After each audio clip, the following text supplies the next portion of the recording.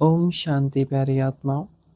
आप में से ज़्यादातर भाई बहनों के साथ ऐसा जरूर होता होगा। आप रात को सोने जाते हैं, आंखें बंद करते हैं और अचानक मन में विचार आना चालू हो जाते हैं। अगर कल ऑफिस में प्रेजेंटेशन खराब गया तो क्या होगा? अगर बॉस ने सबके सामने डांट दिया तो? अगर मेरी नौकरी चली गई तो क्या होगा? अगर पैसे नहीं आए तो घर कैसे चलेगा? और बस इसी तरह एक विचार से दूसरा, दूसरे से तीसरा आप लगातार सोचते चले जाते हैं। आखिर क्या होगा? यह एक ऐसा जाल है जिसमें आज करोड़ों लोग फंसे हैं और इसीलिए आज ओवर थिंकिंग, एंजाइटी या टेंशन इतना कॉमन हो चुका है कि लोगों की लाइफ का एक हिस्सा बन गया है। लाइफ के हर फेस में, हर सिचुएशन में केवल एक ही सवाल, आखिर क्या होगा? साइकोलॉजी में इसे कहा जाता है व्हाट इफ लूप, यानी हमारे मन को एक ऐसे फ्यूचर में जीने की आदत पड़ जाती है जो अभी वास्तव में आया ही नहीं। और सच तो ये है, हम में से ज़्यादातर लोगों को ये नॉर्मल लगता है क्योंकि सभी ऐसे ही सोचते हैं।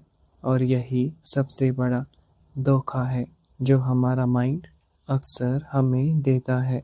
इसीलिए आज की वीडियो में हम समझेंगे क्यों हमारा मन बार बार फ्यूचर में जाता है और आखिर इसका रियल और प्रैक्टिकल सॉल्यूशन क्या है। तो वीडियो को एंड तक जरूर देखिएगा। चलिए शुरू करते हैं। एक शिष्य की कहानी जो हम सबकी कहानी है। बहुत साल पहले की बात है। एक गुरुकुल था। वहाँ एक गुरुजी थे जिनके पास दूर दूर से बहुत सारे शिष्य आते थे। उनमें से एक बहुत ही होनहार शिष्य था जिसका नाम था अर्जुन। पढ़ाई में बहुत ही अच्छा, सेवा में भी तत्पर रहता, लेकिन उसके साथ एक ही समस्या थी। वो रात को कभी भी समय से नहीं सो पाता था। एक दिन गुरुजी ने अर्जुन से पूछा, अर्जुन, तुम इतना उदास क्यों रहते हो? क्या कोई बात है? अर्जुन बोला, गुरुदेव, मेरे मन में हमेशा डर रहता है कि आखिर कल क्या होगा। मैं वर्तमान से ज़्यादा भविष्य की चिंता में रहता हूँ। वही डर अगर जीवन में सफल नहीं हुआ तो मेरा क्या होगा? अगर सब मुझसे आगे निकल गए तो क्या होगा? अगर आप मुझे किसी कारण या गलती की वजह से गुरुकुल से निकाल दे तो मेरे भविष्य का क्या होगा? गुरुजी ने ध्यान से अर्जुन की सारी बातें सुनी और केवल हल्का सा मुस्कुराए। उन्होंने अर्जुन को नदी किनारे एक पत्थर उठाने को कहा। अर्जुन ने उठाया। गुरुजी बोले, अर्जुन, अब इसे 1 घंटे तक हाथ में पकड़े रखो। शुरुआत में तो आसान था, लेकिन 15 मिनट बाद हाथ दर्द करने लगा। 30 मिनट बाद अर्जुन का हाथ कांपने लगा, माथे पर पसीना आने लगा। अब गुरुजी ने पूछा, अर्जुन, क्या पत्थर भारी हो गया है? अर्जुन बोला, जी गुरुदेव, बहुत ही ज़्यादा भारी। गुरुजी मुस्कुराते हुए बोले, लेकिन अर्जुन, पत्थर का वजन तो वही है जो पहले था। अर्जुन कुछ समय सोचते हुए अर्जुन ने कहा, गुरुदेव, मैं समझ चुका हूँ। आप मुझे क्या समझाना चाहते हैं? असल में ये समय की शक्ति है। जितनी देर मैं इस पत्थर को पकड़े रखूंगा, ये और ज़्यादा भारी होता चला जाएगा। गुरुजी अर्जुन के सर पर हाथ रखकर मुस्कुरा दिए और वहां से चले गए। भाई बहनों, हमारे साथ भी यही होता है। जो बात वास्तव में अभी हुई ही नहीं, हम उसे घंटों तक, कहीं दिनों तक, महीनों तक अपने मन में लिए घूमते हैं और फिर समय के साथ वो बात धीरे धीरे इतनी भारी हो जाती है कि हम उन्हीं विचारों के नीचे मानो दब जाते हैं। लेकिन एक इम्पॉर्टेंट सवाल ये आता है कि विचारों का ये लूप आखिर कैसे और क्यों बनता है। इसके लिए हमें समझना होगा DMN यानी default mode network. Default mode जो हमें डुबाता है। आज की मॉडर्न न्यूरोसाइंस में एक बहुत ही इंटरेस्टिंग चीज़ खोजी है। जब हम रेस्ट में होते हैं, सोने की कोशिश करते हैं या सिंपली बस बैठे भी होते हैं, तब उस वक्त ब्रेन का एक हिस्सा ऑटोमेटिकली एक्टिव हो जाता है, जिसे साइंस DMN यानी डिफ़ॉल्ट मोड नेटवर्क कहती है। और क्या आप जानते हैं यह DMN वास्तव में क्या करता है? यह फ्यूचर से रेलिवेंट पॉसिबिलिटीज और इमेजिनरी सिचुएशन क्रिएट करता है। पास्ट की मेमोरीज, अच्छे बुरे एक्सपीरियंसेस को रिपीट करता है और सबसे ज़्यादा क्या होगा अगर जैसे सवाल क्रिएट करता है।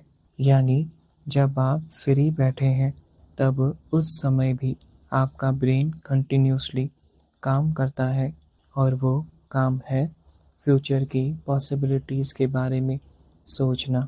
अब एक और बात जो आपको समझनी चाहिए, हार्वर्ड यूनिवर्सिटी में हुए एक रिसर्च के दौरान यह पाया गया कि हम अपने पूरे दिन का ऑलमोस्ट 47% समय उस चीज़ या सिचुएशन के बारे में सोचने में लगा देते हैं जो कि अभी हुई ही नहीं, जो कि अभी हो ही नहीं रही। यानी हम प्रेजेंट में भी पूरी तरह नहीं रहते। साइंटिस्ट ने जाना जो लोग वर्तमान में जीते हैं वो कंसिस्टेंटली ज़्यादा खुश रहते हैं। तो देखा जाए साइंस भी यही समझाती है, प्रेजेंट में जियो। लेकिन प्रेजेंट में कैसे रहा जाए यह साइंस नहीं समझा पाती। और यहीं से परमात्मा का ज्ञान हमको एक सही गाइडेंस देता है। वो ज्ञान जो एक सही समझ देता है। शिव बाबा मुरली में बार बार एक ही बात समझाते हैं, बच्चे तुम शरीर नहीं, एक अविनाशी आत्मा हो। यह बात सुनने में बहुत सिंपल लगती है, लेकिन इसकी गहराई को जरा ध्यान से समझिए। जब हम खुद को विनाशी शरीर समझने लगते हैं, तो ऑटोमेटिकली हर सिचुएशन में डर या चिंता सामने आती है। अगर नौकरी चली गई तो मैं क्या करूँगा? अगर मुझे कुछ हो गया तो मेरी फैमिली का क्या होगा? अगर लोगों ने मुझे रिजेक्ट कर दिया तो आखिर क्या होगा? देखा जाए तो इस शरीर को हर चीज़ की ज़रूरत है, चाहे वो सिक्योरिटी हो, एक्सेप्टेंस हो, कंफर्ट हो या फेम हो। लेकिन जब आप खुद को एक अविनाशी आत्मा के रूप में जानते हैं, ये समझने लगते हैं कि मैं तो एक इटर्नल बीइंग हूँ, एक एनर्जी कॉन्शियसनेस हूँ जो ड्रामा के इस एक सीन में है। आप महसूस करते हैं ड्रामा का ये सीन समय के साथ चेंज होगा, लेकिन मैं आत्मा अविनाशी हूँ। मैं तो कभी भी नहीं बदलूंगा। शरीर बदलेगा लेकिन मैं नहीं बदलूंगा। और यही एक गहरा सत्य है। जब आप इस सत्य को समझने लगते हैं तो लाइफ की हर सिचुएशन को, हर नए चैलेंज को साक्षी होकर देखते हैं। यानी एक ऑब्जर्वर बनो, एक डिटेच्ड ऑब्जर्वर, ना कि एक एक्टर और ना ही लाइफ का डायरेक्टर। अब यहाँ एक और सवाल आता है। आप कहेंगे गौरव भाई, ये स्पिरिचुअल थ्योरी तो समझ आती है, लेकिन जब सच में चिंता या चैलेंजेस आते हैं तब साक्षी भाव भी मानो काम नहीं करता। मन में वही बेचैनी, टेंशन क्रिएट होती है।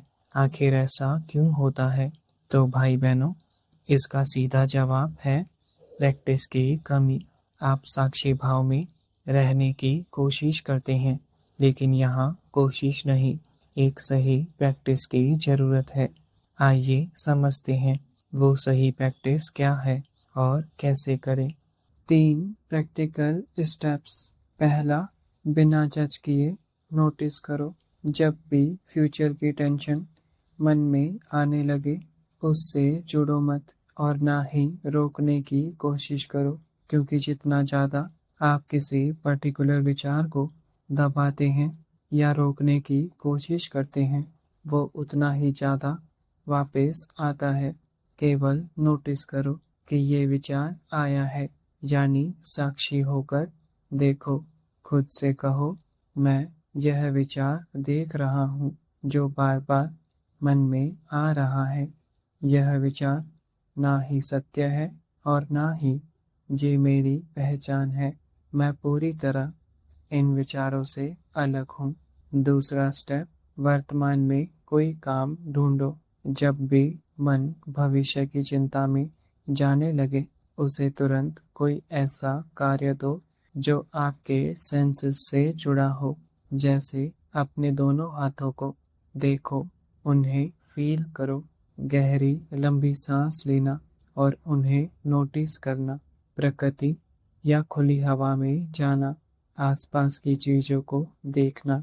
न्यूरोसाइंस में ये टेक्निक ग्राउंडिंग कहलाती है और प्रैक्टिकली आपके मन को वर्तमान में वापस लाती है। आप खुलकर सोच पाते हैं।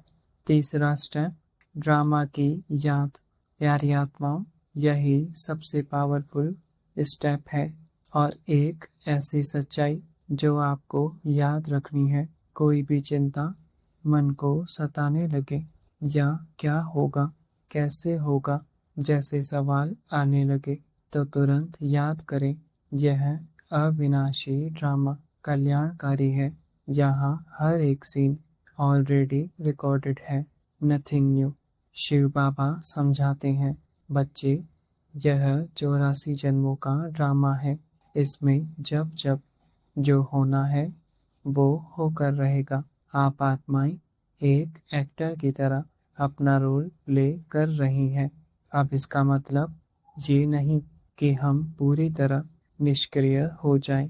ये मान ले कि जो किस्मत में होगा वो मिल जाएगा। नहीं, इसका सीधा मतलब ये है कि मैं अपना कर्म करूँगा, अपना बेस्ट दूंगा। परिणाम मेरे हाथ में नहीं है। केवल विश्वास और सही नियत के साथ कर्म करना, यही मेरे हाथ में है और बाकी सब परमात्मा पर छोड़ देना। यही सच्ची निश्चय बुद्धि होना है।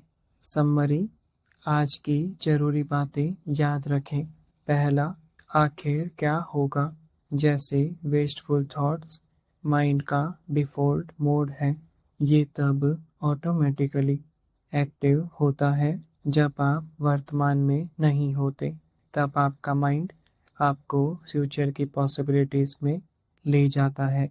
दूसरा, साइंस समझाती है, हम 47% समय प्रेजेंट में नहीं जीते, यानी वर्तमान में भी पूरी तरह अवेयर नहीं है। अवेयरनेस ना होना माया से जोड़ता है। तीसरा, विचारों को ऑब्जर्व करो, उनसे डिटैच होकर उन्हें देखो। ये विचार आप नहीं है। यह रियलाइजेशन आपको साक्षी भाव में लाता है। चौथा, सेंसरी एक्शन का यूज़ करो, यानी ग्राउंडिंग टेक्निक की प्रैक्टिस मन को वर्तमान से जोड़ता है।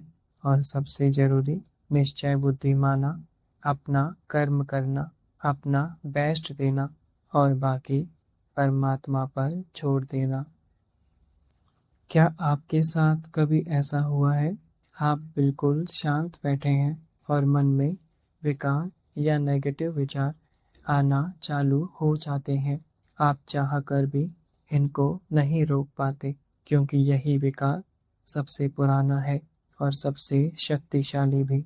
और आज के इस डिजिटल युग में काम विकार और भी ज़्यादा पावरफुल हो गया है।